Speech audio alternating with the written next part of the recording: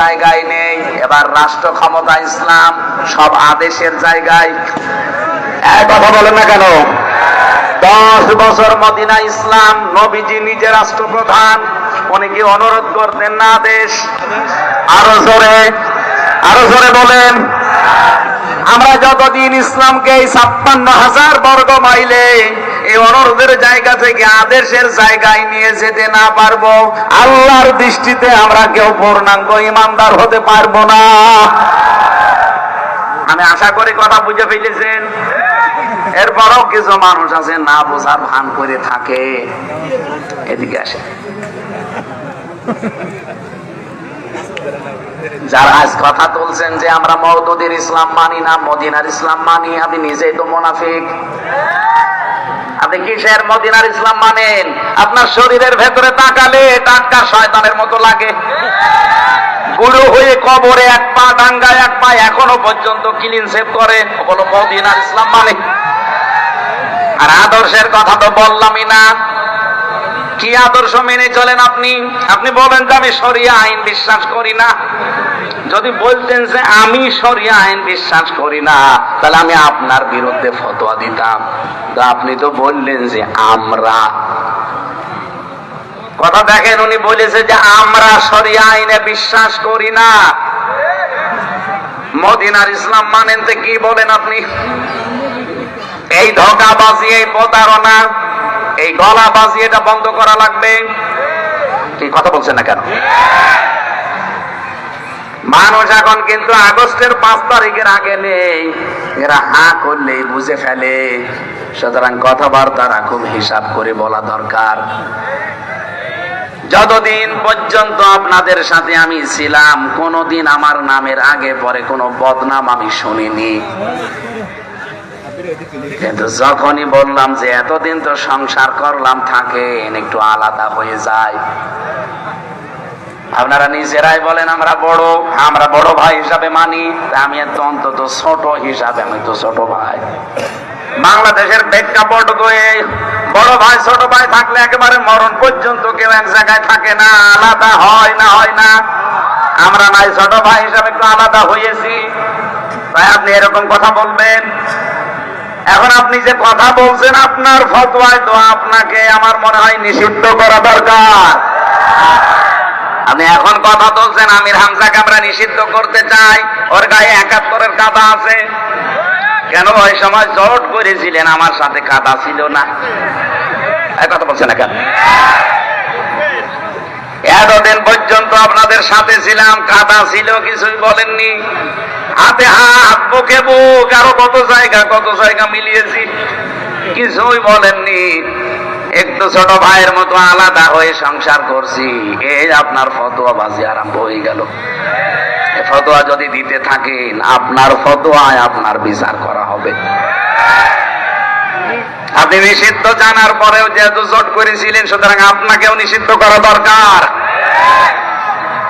আর খালি কথা বললে রাজাকার, আলবদর রাজাকার, এই মিথ্যা কথা বন্ধ করা লাগবে। রাজাকার ধোয়া তুলেছেন আমাদের দলে মাত্র 37 জন রাজাকারের তালিকা। আর যারা রাজাকার বলে মুখে ফেনা তোলে, তাদের 1040 জন।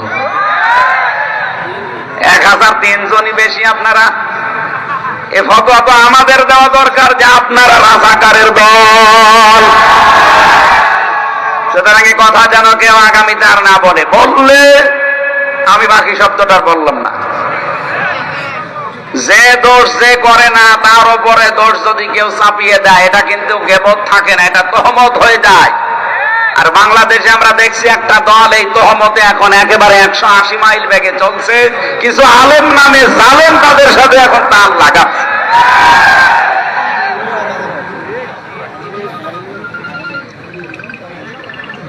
আরে গল্প রে, আপনি ওয়াজ শুনতে এসেছেন নাকি মোবাইলে নাতিকে দেখাচ্ছে? না, এখন আপনার এটা ঠিক হয়।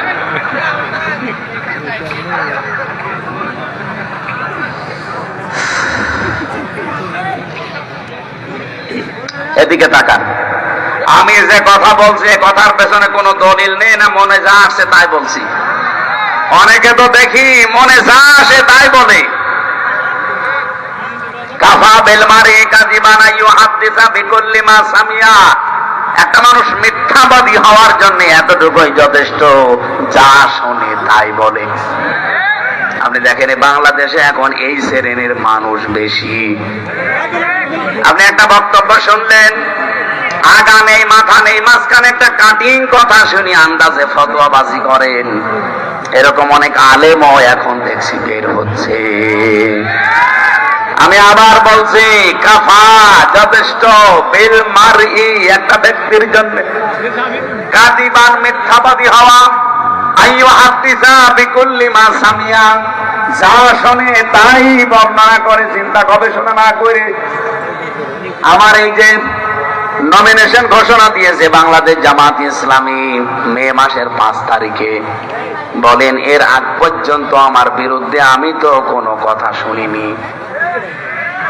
আমি তো এর আগে ওয়াজ করেছিলাম, কয় এর আগে তো এই ওয়াজ গুলো কাটিং করে কেউ ছাড়েনি। যে বিষয় হোক, তার আগে পরে আপনি শুনতেন, শোনার পরে দেখতেন না কথা ঠিক আছে, কিছুই বলতেন না। কিন্তু এখন দেখেন কাটিং করে 1.5 ঘন্টা কথা বলি, সেখানে মাত্র 1.5 মিনিট ছেড়ে দেয়। এখানে প্রসাব করিবেন, না করিলে 50 টাকা জরিমানা। সাধারণ মানুষ যারা না বুঝে ভুল করে, আমি তাদের ব্যাপারে কিছু মন্তব্য করি না, কিন্তু যারা বুঝে ভুল করেন 2টা ক্ষতি হবে আপনার। 1 নাম্বারে আপনি আমার তহমত দিলেন, 2 নাম্বারে আপনার কিন্তু হেদায়েত নসিব হবে না, বেঈমান হয়ে মারা যাবেন। আপনি দেখেন যারা বুঝে ভুল করেছে, না বুঝে ভুল করা সে মানুষগুলোকে আল্লাহ হেদায়েতের মালা দিয়েছে কখনো কোনো না কোনো সময়, কিন্তু যারা বুঝে ভুল করে যাবে তাদের দিকে তাকান। আজকে এই তাফসীরে দেখছিলাম আসার সময়, এই লোকটা আবু জাহেলের কাছে এসে বলছে, না মুহাম্মদ যা বলে এই কথাগুলো তো আমার ভালো লাগে, আপনার কি মনে হয়? আবু জাহেল বলছে, এখানে আশপাশে কেউ আছে? বলছে না, শুধু আমরা 2 জন। আবু জাহেল এদিকে ওদিকে তাকিয়ে বলছে, শোন, ও যা বলে আমি প্রতি রাতে গোপনে শুনতে যাই, আসলেও কথাগুলো ঠিক, সত্য কথা। আখনাস ইবনে শুরাইহ বলছে, নেতা আপনি নিজেই বললেন যে সত্য কথা, সব ঠিক, আপনি মানেন না কেন? আবু জাহেল বলছে, এই কারণে তো আমি নেতা, কি করবি? আমি যদি ওর কথা মেনেই নেই তাহলে আমার শেয়ার থাকে, আমার এটাকে অবৈধ শেয়ার, এটা আমি জানি। ওটা বলতে চায়, ওটা যদি জনগণ বুঝে ফেলে আর ওটা যদি মানুষ মেনে নেয় তাহলে আমার শেয়ার থাকবে না, এই কারণে আমি মানি না। বিশ্ব নবীকে আল্লাহ সঙ্গে সঙ্গে আয়াত নাযিল করে একটা সুসংবাদ দিলেন, نعلم إنه ليحزنك الذي يقولون فإنهم لا يكذبونك ولكن الظالمين بآيات الله يجحدون। আল্লাহ যদি শুধু নালাম দিয়ে শুরু করতেন তা অর্থ করা সম্ভব, কফ দিলেন কেন? কফ, সিন, সাফা, লাম, এরকম 13টা শব্দ আছে। কোন সেন্টেন্সের আগে যদি একটা আসে বাংলা অর্থ দাঁড়ায় অবশ্যই, তাড়াতাড়ি, নির্ভেজাল, কোন সন্দেহ নেই।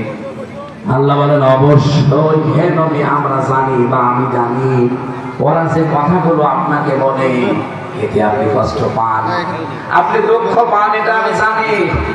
ফাইন্নাহুম লা ইউকাযযিবুনাকা, কিন্তু আশ্চর্যের বিষয় যে ফাঁসে মাঝখানে, আশ্চর্যের বিষয় ওরা কিন্তু আপনাকে মিথ্যাবাদী বলে না। আপনাকে আমি 40 বছরে কোরআন দিয়েছি, এর আগেও আপনাকে ওরা আজ পর্যন্ত মিথ্যাবাদী বলে না।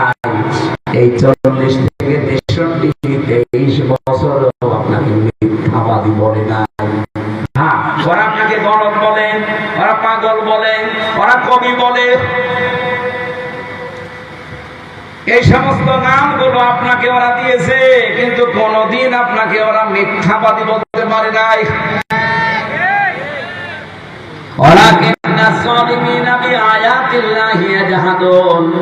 মূল কথা হলো পৃথিবীতে জালেম যারা তারা আল্লাহর আয়াতকে অস্বীকার করে। আল্লাহ যদি অস্বীকার করে বলতেন তাহলে আমি আয়াতটা পড়তাম না। পড়ছি এই কারণে হে নবী, বহু জালেম দুনিয়ায় আছে তারা আল্লাহর আয়াতকে অস্বীকার করছে, করবে। এই জালেমদের ভেতরে অনেক আলেমও থাকতে পারে। এক কথা বলতে আজ কত আলেম আছে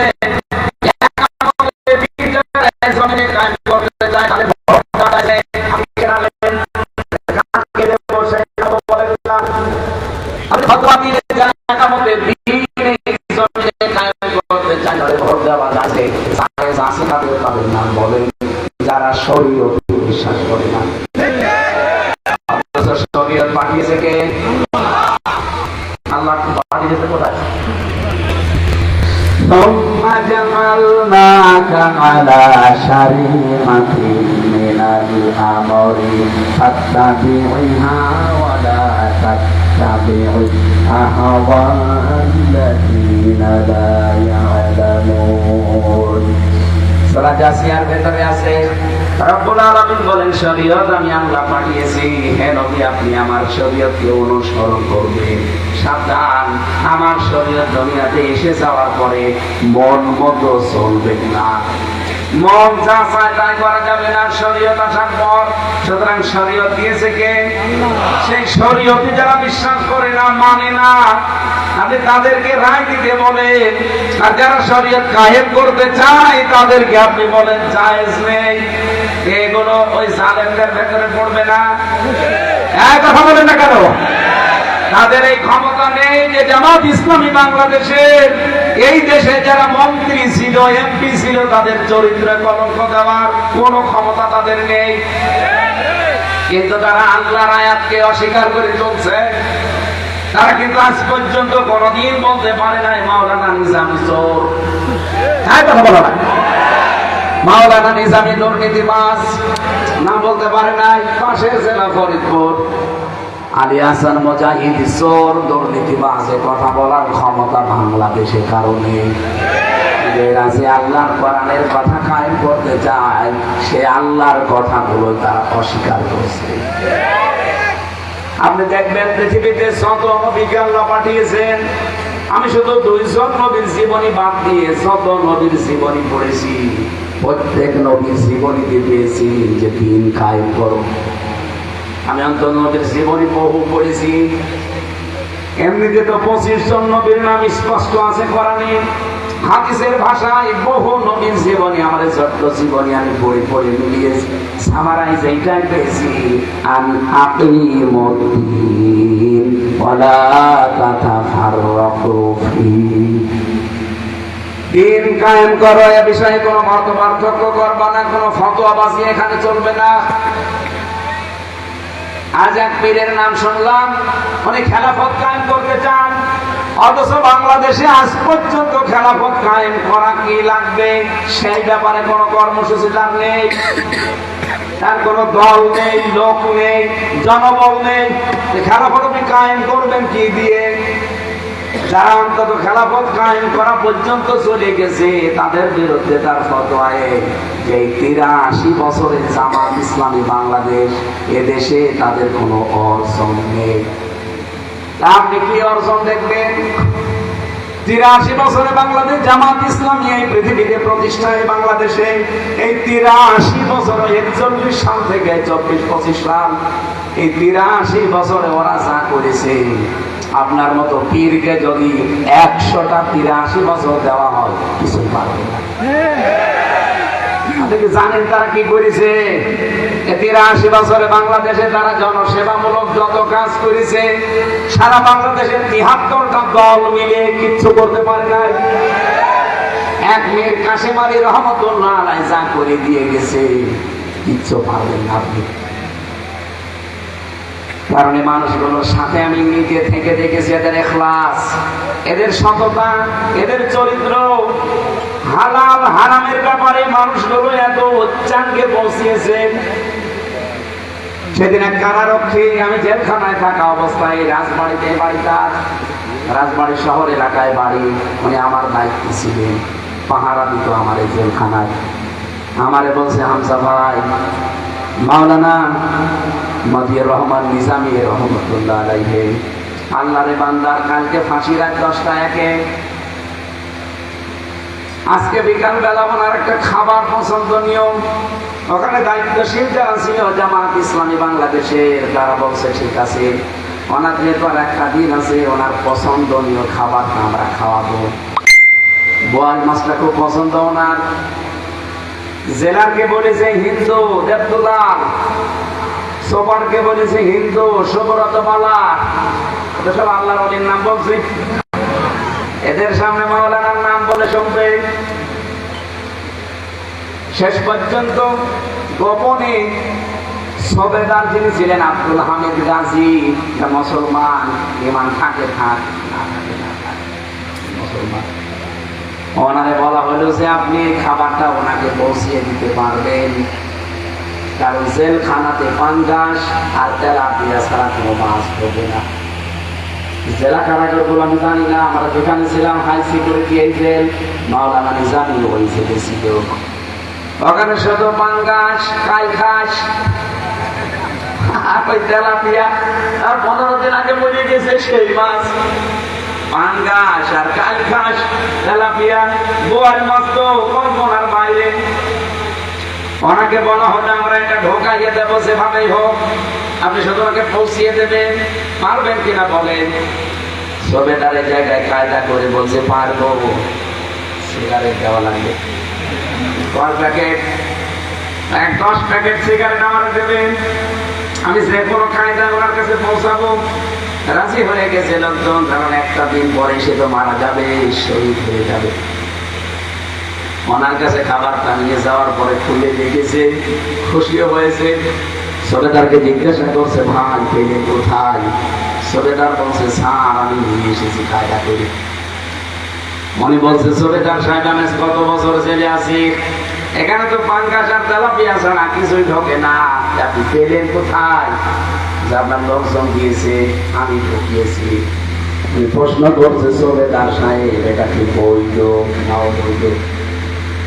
জেল করানো যায়, এই খাবার আমার কাছে আসা তো বৈধ না, আমি কালকে আল্লাহর কাছে দেখা করব, আজকে এই খাবারটা খেয়ে রক্ত মাংস তৈরি হবে, এই হারাম মাংস আর রক্ত নিয়ে আল্লাহর কাছে আমি মুখ নিয়ে দাঁড়াবো। কাদের আঁকা দিয়ে ফাঁকে জানিয়ে ফতোয়াবাজি করেন আপনি? আপনি বলছেন বাস্তবতা, আপনাদের সাথে আমি ছিলাম না, আপনার আকীদা জানি না আমি। জেলখানায় আমারও ঠিক ছিল না, কারণ মানুষ ওই জায়গায় দুর্বল হয়ে যায়, তারাও তো মানুষ। আমি তো 3 বছরে অর্ধেক হয়ে গেছি, তারা তো কত বছর জেলে থাকার পরও ইমান বিক্রি করে না। আমি নিজে দেখেছি। আর যারা মওদুদিবাদ, কাদিয়ানিবাদের চাইতেও নাকি খারাপ এই ফতোয়া দান করে, আমি তো এই কথা এখন নির্দ্বিধায় বলতে পারি, যারা একদম ফতোয়াবাজি করে তারাই কাদিয়ানিবাদের চাইতেও খারাপ। তাদের আকীদা আমার জানা আছে, নিজের কাছ থেকে 76 জন ছিল আমার সাথে, ওপরে ফিটফাট দেখেছি, ওরে বিশাল সোফা, বিশাল পাগড়ি, এত বড় বড় দাড়ি, শুধু তসবিহে দেয়। বাধ্য হয়ে মাঝে মাঝে দেখতাম ওই মানুষগুলো মিথ্যার আশ্রয় নেয়, ভেতরে মোবাইল চালাতে দেয় না। আমাদের খুব কঠিন জায়গা ওটা, দুনিয়া থেকে একটা বিচ্ছিন্ন দুনিয়া, যদিও 4 দেওয়ালের মাঝে। আমি মাঝে মাঝে দেখেছি মোবাইল যেহেতু আমাদের জন্য হারাম ছিল, নিষিদ্ধ, ফাঁসির আসামি 7 দিন পরে কথা বলতে পারবে বাড়িতে, কিন্তু আমাদের হবে না। এখানে দেখেছি বহু আলেমা যারা ফতোয়াবাজি করছে ইসলামী আন্দোলনের বিরুদ্ধে, একামতের দিনের বিরুদ্ধে, এই মানুষগুলো নিজে কন্ট্রোল করতে পারে না। ওরা কারারক্ষীকে টাকা দিয়ে, ঘুষ দিয়ে, মোবাইল ছোট হয়েছে যেটা 1000 টাকা দাম, ভেতরে 10,000 টাকা খরচ হয়, ওইটা ঢুকিয়ে কথা বলেছে, আমি নিজে সাক্ষী। অথচ আমি জামাত ডাক্তার শফিকুর রহমান ছিল আমার সাথে। ওনার একদিন বললাম যে স্যার আমি তো আপনাকে জীবনে দেখিনি, এর আগে খালি নাম শুনছি, আর আপনিও আমার এইভাবে দেখেননি। আপনাকে আমি নাম শুনে ভালোবাসি আমি আপনার নামের উপরে। এখানে যেহেতু 2 নাম্বারই করে মোবাইল পাওয়া যায়, বিভিন্ন কারারক্ষী অথবা বিভিন্ন সিআইডি আছে, তাদেরকে 1000 টাকা জায়গায় 10,000 টাকা দেবেন, ওরা দেবে, কিন্তু ওরা এবার ওইটা ধরবে, ধরে ওরা এবার বেরি পড়াবে। তারপরে কথা তো বলা যায়, 3 বছর আমাকে যোগাযোগ বিচ্ছিন্ন রেখে দিয়েছে। আমার বাড়িতে কেউ মরে গেছে না বেঁচে আছে আমি তাও জানতাম না। 3 বছরে আমার দাদা সবচেয়ে বেশি আমার পেছনে যে লোকটা শ্রম দিয়েছে, এই মাদ্রাসায় পড়ানোর পেছনে এই লোকটার অবদান বেশি। আমি তো স্কুলে পড়তাম, অথচ সেই লোকটা মরিয়ে গেছে আমি জানি না। 15 দিন পরে আমার কোর্টে নিয়েছে হাজিরা দেওয়ার জন্য। কারারক্ষী আমার সাথে ছিল, পুলিশ এসে আমার কাছে দেখা করে বলছে আপনার এক বুড়ো মরে গেছে। বুড়ো মরে গেছে না? পরে শুনলাম যে আমার দাদা, ওনার বড় আশা ছিল যে আমি ওনার জানাজা পড়াবো, কিন্তু আমি জানি না উনি মরে গেছে। 15 দিন পর শুনলাম আমার নানি মরে গেছে, ভেতরে নানা গেছে, দাদি গেছে, আমার এক শালা গেছে, চাচাতো ভাই গেছে, কিচ্ছু জানতাম না। এরকম কঠিন অবস্থায় একটা মোবাইল যদি 10 মিনিট পাওয়া যায়, মনে হচ্ছে জান্নাত হাতে পেয়েছে। আমার চাইতে এত মারাত্মক অবস্থায় ছিল ডাক্তার শফিকুর রহমান, কারণ তার ছেলেটা জেলখানায়, তার বউ অসুস্থ হয়ে হাসপাতালে,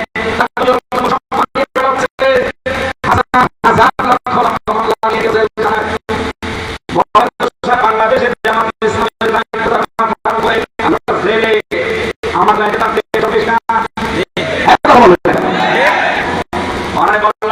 সিস্টেম আছে, আপনাকে আমি 10 মিনিটের জন্য আপনি একটু কথা বলেন। আমার বলছে মাওলানা কার সাথে কথা বলবো, কেন আপনার ছেলে আছে যে পাশের বিল্ডিং এ, আপনার স্ত্রী শুনেছি, আমরা পেপারে দেখেছি আপনার স্ত্রী হাসপাতালে, আপনার তো লোকজন সব পালিয়ে বেড়ায়, আপনার জামাত ইসলামী শিবিরের লোক সব পালিয়ে বেড়ায়, কেউ মামলা নিয়ে জেলখানায় আছে। বাইরের অবস্থা একটু জানতেন না, এই অবস্থাও ঠিক জানি। আমার ওই দিন এমন একটা কথা বলেছিল, এই জন্য আমার মনটা ডুবে গেছে। আমার হাতে বাইরে যাদেরকে দেখে এসেছি, ওদেরকে সব আল্লাহর হাওলায় ফিরে এসেছি। কত বড় ইমান হলে কথা বলা যায় আপনাকে আমি বোঝাতে পারবো, আমি নিজে বুঝতেছি, কারণ আমি নিজে ছিলাম জায়গায়। কত আলেমকে আজ যারা তাদেরকে তো দেখেছি, ওরা নিজেরা মিথ্যার আশ্রয় নিয়েছে, সুযোগ ছিল না, তারপর রাস্তা বেছে নিয়েছে। সুযোগ করে দিয়েছিলাম না, যাদেরকে দেখেছি কোনো চিন্তা আমার নেই, সবগুলো আমার আল্লাহ দেখবে।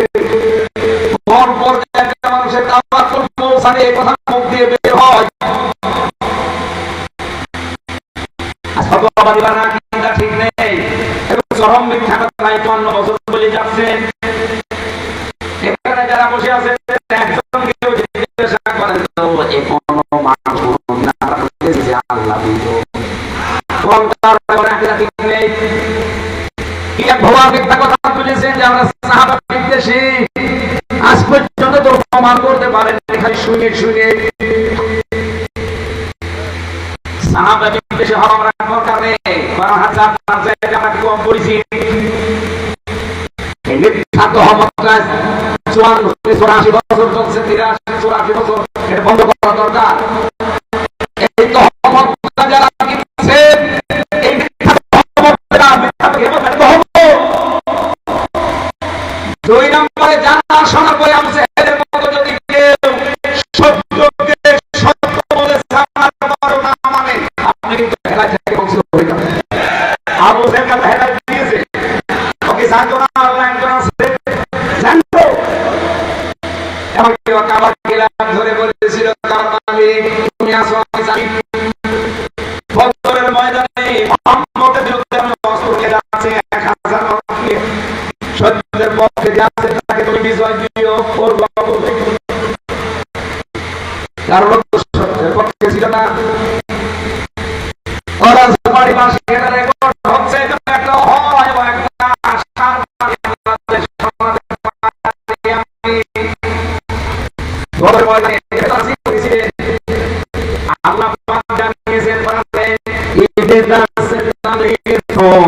ربكم فاستجاب لكم أني ممدكم بألف من الملائكة مردفين সূরা আনফালের 9 নম্বর আয়াত আছে।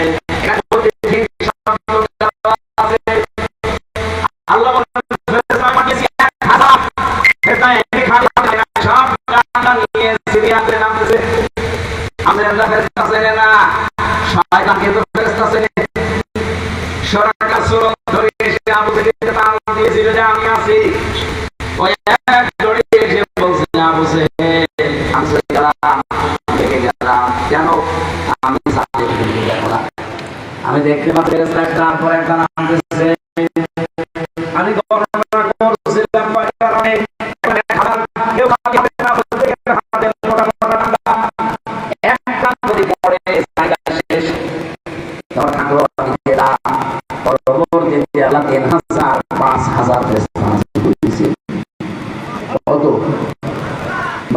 একটা হাদিস পাইছি হযরত আব্বাস রাদিয়াল্লাহু তাআলা আনহু এসে বললেন, হে ভাতিজা মুহাম্মদ সাল্লাল্লাহু আলাইহি সাল্লাম, আমি তো আজকে মুসলমান হয়ে গেছি, কিন্তু আমার একটা প্রশ্ন, বদরের ময়দানে আমি তোমার বিরুদ্ধে আবু জাহেলের পক্ষ নিয়ে যুদ্ধের ময়দানে ছিলাম, তুমি যে 313 জন নিয়ে এসেছিলে সাহাবী তাদেরকে মানছিলি, কিন্তু এমন কিছু কিছু অস্ত্র দেখলাম, এমন কিছু কিছু সেনাবাহিনী দেখেছি যাদের চেহারা এবং পোশাক সম্পূর্ণ আলাদা, এগুলো গোপনে কোথায় টেনে গিয়েছিল।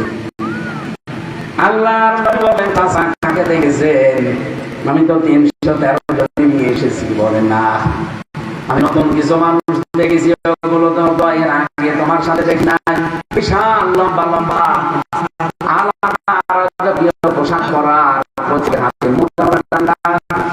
নবীজি বলেন চাচা যাদেরকে দেখেছেন সৈনিক না, ওগুলো আল্লাহর ফেরেশতা। আমি এটা বলার জন্য হাদিসটা বলি নাই, এইবার বলছি। বিশ্বনবী জানিয়েছেন যে ফেরেশতা আল্লাহ 5000 পাঠিয়েছিলেন, একেবারে সাজসজ্জা দিয়ে যুদ্ধের সরঞ্জামাদি দিয়ে। ওই